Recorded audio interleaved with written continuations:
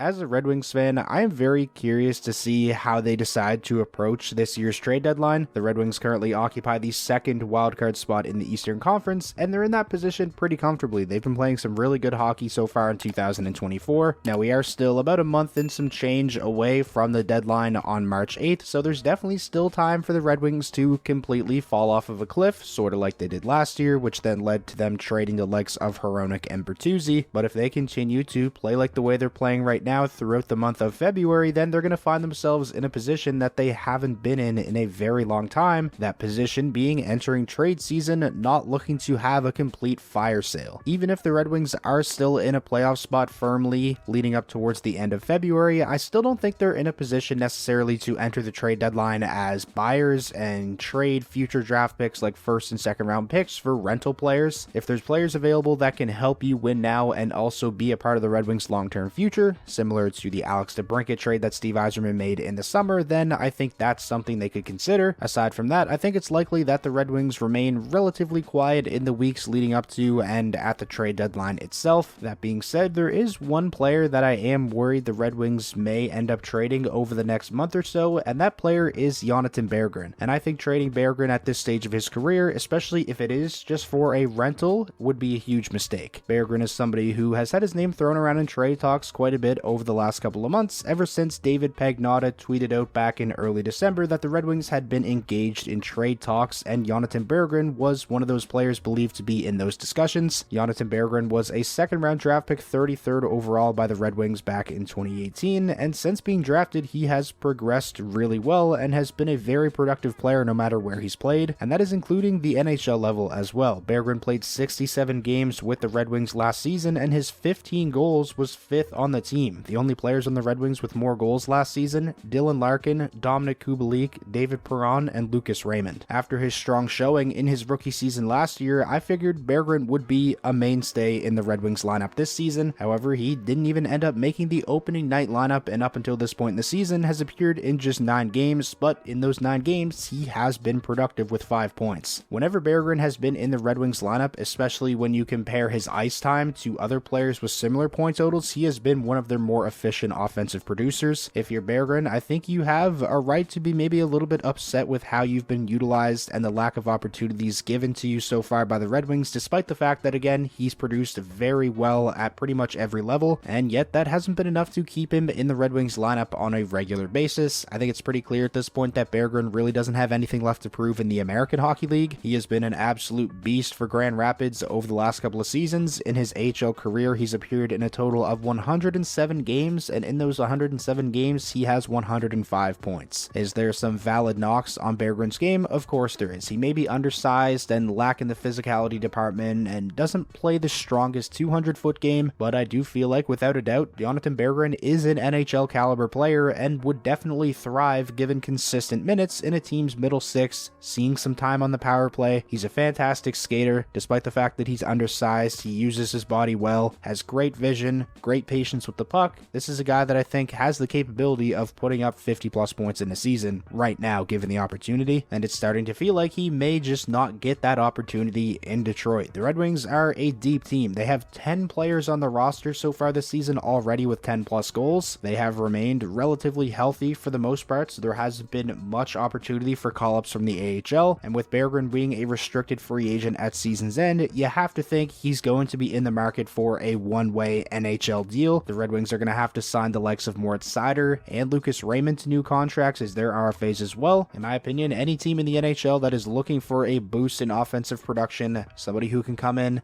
play in the middle six, play on the power play, they should be calling the Red Wings about Berggren. When given the opportunity to play consistent minutes in the NHL, I think Berggren is going to be a fantastic player, and I'm hoping that's in Detroit, but based on the report made by David Pagnotta back in early December and how things have transpired for the Red Wings up until this point in the season, I'm starting to think the most likely outcome we see is Berggren be traded. So that is going to wrap up this quick video going over Jonathan Berggren and his current situation with the Red Wings. If he does end up being traded, I think it's a trade ultimately ultimately that will come back to bite the Red Wings one day. But as always, I'm interested to hear your guys' thoughts, especially if you're a Red Wings fan. Sound off down below in the comments. If you guys have been enjoying these shorter videos mixed in with the normal content you see on the channel, then be sure to leave this video a like. That is the best way to let me know that you enjoyed. And most importantly, if this was your first time checking out the channel and you want NHL content just like this all year round, hit that subscribe button, and I'll talk to you all again soon.